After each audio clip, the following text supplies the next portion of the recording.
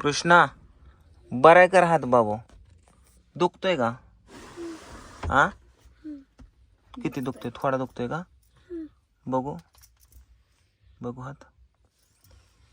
तर विषय असा झालाय मित्रांनो, कृष्णाचा जो हात आहे तो त्याचा हाड क्रॅक गेलंय. काय झालं सकाळी विषय असा झाला की आम्ही गावाकडे निघालो होतो आणि आप्पाच्या मागं कृष्णा लागलेला. लय रडत होता, लय म्हणजे भयान, असं अख्खी गल्ली बघेल असा एवढा भयान रडत होता. आप्पा करून. आणि मी नुकतंच गाडी काढत होतो, तर त्याला म्हटलं कृष्णा रडू नको, तरी तो कोणाचंच ऐकत नव्हता. मग पूजा तिथं होती, शंभू होता आणि आप्पा गाडीवर, आमच्या आप्पाने पोरले लाडून ठेवले तर. मग म्हणलं ह्याला राग एक फटका लावा आणि गाडीत बसवा म्हणलं, कारण आम्ही गावाकडे निघालो होतो. आता सध्या आम्ही गावाकडेच आहे, पण म्हटलं सांगावा. मग मी उतरलो खाली. कृष्णा शंभूने पकडलं होतं कृष्णाला, तर तो असा उसळ्या मासा जसा पाण्यातनं बाहेर काढल्यावर कसा उसळ्या हाणतो तसा उसळ्या हाणत होतो. मग मी आलो, त्याला एक इथं असा फटका लावला आणि तसंच त्याला असं खाली ढकललं कृष्णाला. पण तो पडताना खाली डायरेक्ट कोपऱ्यावर पडला खाली, म्हणजे कोबा वगैरे केलेला होता, गेटला धडकून कोपऱ्यावर पडला. जसा पडला तसा त्याचा जो हात आहे, हा इथला हात, त्याचं हाडच क्रॅक गेलं. म्हणजे इथलं जे आहे ना, तुम्हाला मी दाखवतो. ही म्हणजे हे समजा हे आहे ना, हे असं आतमध्येच गेलं, हे थोडं वर आलं. मग मी धरलं त्याला, खाली ओढलं आणि ओढलं, पण ती नॉर्मल इथं सूज दिसायला लागले कृष्णाच्या. मग एक तर उशीर झाला होता आम्हाला इकडे यायला. सकाळी 7 वाजता निघायचं होतं, तर ॲक्च्युली 9-9:30 वाजल्या होत्या निघायला. आणि त्याच्यात ही सगळा गोंधळ म्हणून चिडचिड होत होती माझी, म्हणून त्याला फटका द्यायला गेलो, पण एकाच कुटाणा झाला, हातावर पडला, हात फ्रॅक्चर झाला त्याचा.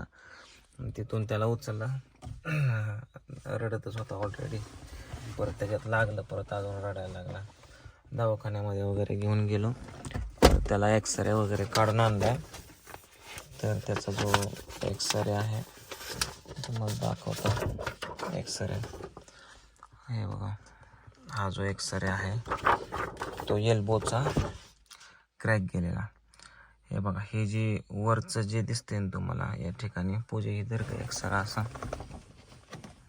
हे बघा, हे जे वरचं दिसते ना, कुठे गेलं दिसणारच आहे मला तर, असं पांढरं दिसत पाहिजे मग. हा हे असं तर हे जे दिसते ना, हे वालं, ही लाईन, ही क्रॅक गेली कृष्णाच्या एल्बोची, दंडाचं, हे दंडाचं हाडोक आहे हे, आणि खालची दोन हे बघा नॉर्मल क्रॅक गेले. ह्या साईडून बघितलं तर आपल्याला असं क्रॅक गेलेलं दिसतंय इथं.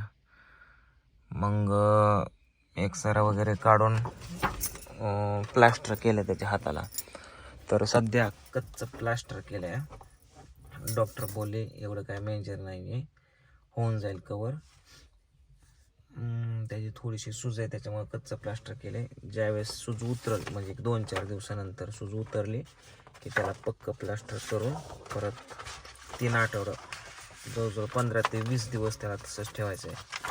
15-20 दिवसात त्याचं हाड वगैरे भरून येणार. तर ही असा सकाळी गोंधळ झाला या. हा गावाकडं आता आम्ही काही सागरचा सोहळा होता, सोहळ्यासाठी काल त्याला कपडे खरेदी तयारी वगैरे काही तर तायदाचे वगैरे आहेत, म्हणजे झाले ते आमची वाट बघत बसली होती. पण ती पूजा वगैरे सगळी झाली करून. आता ते काकण सोडायचा कार्यक्रम असतो तो करायचा आहे, पण माझा सगळा मूडच गेलाय ते कृष्णाला लागल्यामुळं. जास्त कडकड केल्यावर, रागात मारल्यावरती हे असं होतं माझ्याकडनं. ह्या गोष्टी रागात झाल्या, म्हणजे जाणून बुजून कुठल्याच गोष्टी केल्या नाहीत. त्या दिवशी पण पूजाने पिऊचा हात ओढला होता बघा, रागात. ते ओरडतच होते, रडतच होते, मग ओढून चालवलं. तिचा पण हात इथं दुखत होता. आणि आज पण मी एकदम चिडूनच कृष्णाला मारलं, पण तो खाली पडला डायरेक्ट, त्याचा एल्बोवरतीच पडला, हाड क्रॅक गेलं बघा. म्हणजे रागात कुठली पण गोष्ट केली तर तिचा नाशच होतो. तर आता एवढं तरी मला कळलं की रागात पोरांना वगैरे मारू नये. आणि पूजा तुला पण रागात पिवडी किती पण रडू दे काय होती, पण रागात तिला धपकावते ना तू, तिला मारत जाऊ नको. बघितलं ना आज काय झालं, म्हणजे तो खाली पडल्यामुळं असं झालं. आता मला माहिती आहे बरेच लोक मला म्हणणार तुला कळत नाही का पोरांना कसं आणावं वगैरे, पण ज्यांना पोरं आहेत, ज्यांचं लग्न झालंय त्यांना माहीत असते पोरं किती त्रास देतात वगैरे. कुठल्या आईबापाला वाटतं की पोराचा हात मोडाव किंवा हे गोष्टी नकळत होत असतात, घडत असतात. मी जस्ट त्याला एक कानाखाली मारायला गेलतो, पण त्याला जे कानाखाली मारून जिकडं गाडीकडे ढकलला, गाडीकडे जायच्या ऐवजी खाली पडला आणि अशी गोष्ट झाली. आता 15 दिवस कृष्णा गळ्यात हात लटकू नये. हां, दुखतंय का? दुखतंय का? सांग की बाबू. पप्पांना तुम्हीच मारलं आणि तुम्हीच दवाखान्यात न्यायचंय. नाही बाबा बाबू पिलू अंडे खायचे आता मस्तपैकी गावरान अंडे घेऊ आपण. आता 5-50 अंडे घेऊन जाऊ, रोज 2-4 खायची. हो, अंडे आवडतात का? अंडे खायची, तूप खायचं. हो, म्हणजे हाड तुझं लवकर भरून येईल, लवकर बरा होशील. हां, आता दुखते का? किती दुखते? थोडं का लय? वांगारलं ग माझं बाबू.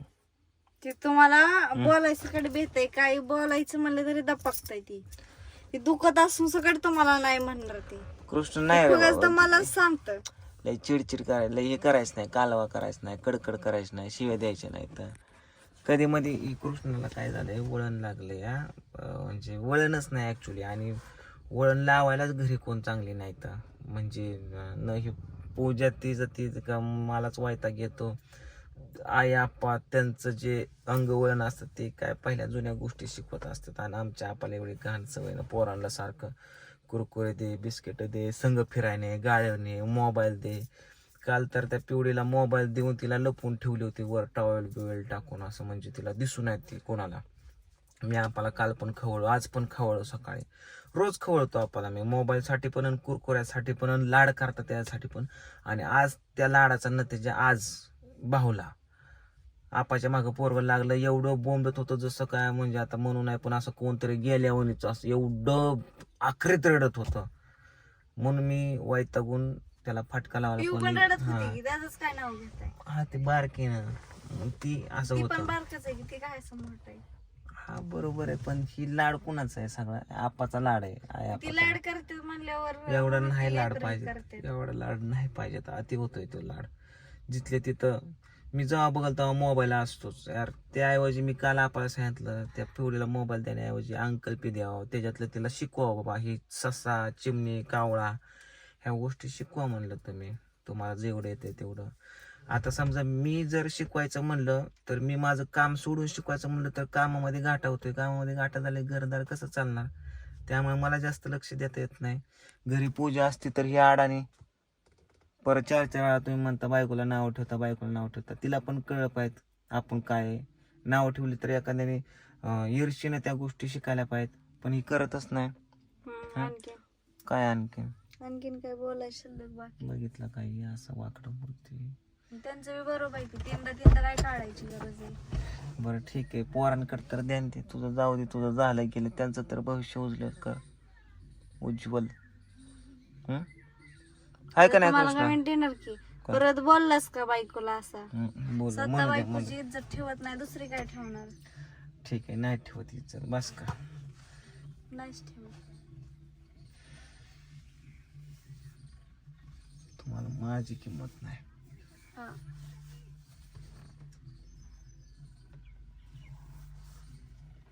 कृष्णा, सगळ्यांना आहे तुमची किंमत. ए कृष्णा, कृष्णा बोल, कॅमेरा हाय कर, कॅमेराला हाय कर बाबू. चल लवकर, पटापट ठेवायचा कॅमेरा. त्याला टेन्शन आलंय पोराला. कशाचं? विचार करताय ती. मलाच वाईट वाटायला. सकाळ जरा मला कर म्हणा, जेवण पण केलं नाही, पण भूक लागली होती म्हणून मी फरसाणा घेतला. फरसाणा पण थोडं 2 घास खाल्ला. मी तर थोडं पण काय खाल्लंय, मग अशी शेंगदाणा खाल्ल्या. होय, जेवण पणच नाहीत केले, खाऊच वाटलं. असू दे, आता इथं कार्यक्रमाला आलो, कसं तरी कार्यक्रम पार पाडायचा, जायचं. एक 4 दिवसांनी कृष्णाचं पक्क प्लास्टर करायचं आहे. मग त्यावेळेस होऊन जाईल ते कवळ हाडे वगैरे होऊन जाईल लवकरात लवकर. चला इथलं बघू आता. मूड तर नाही पण करावं लागेल कसं तरी. चल बाबू चला जायचं. बोलायलाच येतो ते कसं बघतंय तिकडं. मारलंय ते मी त्याला. कृष्णा अय म्हणत म्हणत असून पप्पा तुमच्यामुळे मला दुखापत झाली माझ्या हाताला. बोलायलाच आहे माझ्या संग. माझा हात चांगला होता. चल बाळा चल जाऊ दे. पप्पाला बोलायचंच नाही. शिवले